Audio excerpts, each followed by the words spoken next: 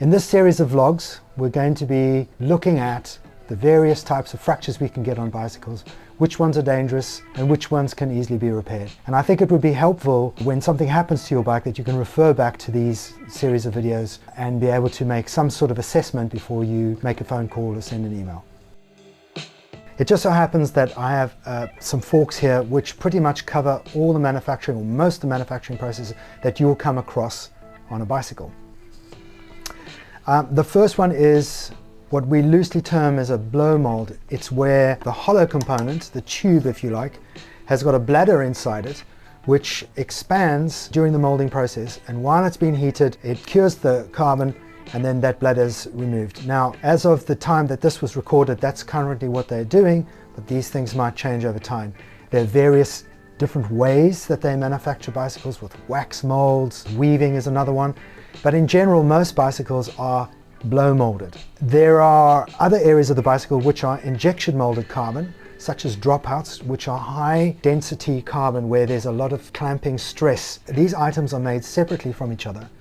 So this dropout would be molded in a most likely in an injection molded machine at many hundreds of tons of carbon strands, fine strands, which are then mixed with a resin and then injected under high pressure into a mold, which then produces these objects which have flanges on them, in other words little tongues, which are then inserted into what was then blow molded, and they bond them together with glue. So sometimes you'll see on older bikes where these dropouts are made of alloy and they're painted, the entire area is painted both carbon and alloy, you sometimes will find a little hairline crack at the join line. Now that's not to say that the dropout is debonding, it just means that the expansion rate of the alloy compared to the carbon, which doesn't expand, can't deal with it, and the paint is very fragile there and you get these little hairline cracks. Now that's not to say again that you shouldn't have it checked if you're concerned, but one simple thing to do is to check and see whether the crack goes all the way around continuously with no gaps in between, because that means then that it's likely that the bond has come free and the dropout has come away slightly. Under those circumstances you should find that that is loose and you should be able to move it around, but in many cases it's just alloy expanding over carbon. Not a great design. They did make modifications. You might have a bicycle that has an alloy dropout, but the dropout has been covered with carbon to try and negate the problem of the hairline fracture or the hairline crack in the paint. Subsequently they've now replaced these with carbon dropouts, which then remove that problem altogether. But in essence those components are still bonded into each other, but it's a more successful bond, but nonetheless a bond. On the steerer side of the fork, we're noticing coming through Carbon Bike Repair that we see a different process for the steerer. Now the steerer is an incredibly important part of the bike.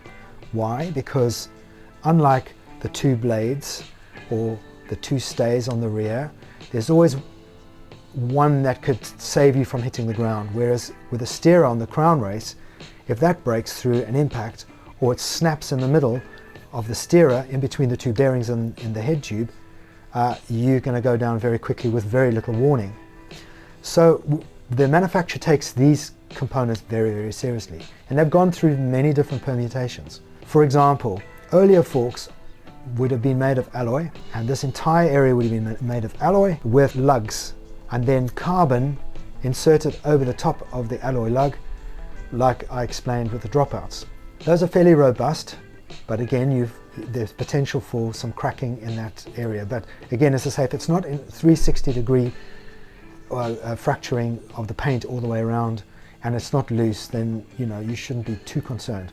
Then the next phase of lightening forks and making them lighter, making them cheaper to manufacture if they're already working with carbon, was to convert everything into carbon. So what they did was they then used to roll the steerer in a plain weave carbon in most cases, and then in a uni-weave carbon, tightly rolled into a very thick section. And then that was inserted into the mold during the molding process, and the mold would then envelop the steerer and hold that in position. The new process, second to last process that we see here, is a transient mold. So the forks are blow molded along with a portion of the steerer. Once that steerer half has been molded with the entire unit, the idea is that the mold itself in one hit bonds the steerer together, and all they do post that is then lay up the second layer of carbon, which fattens up the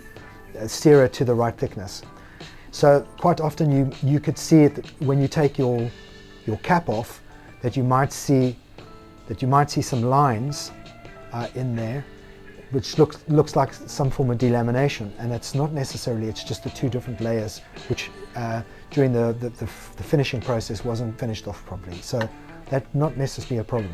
I'm going to show you a rare example of a split down the middle steerer into a fork.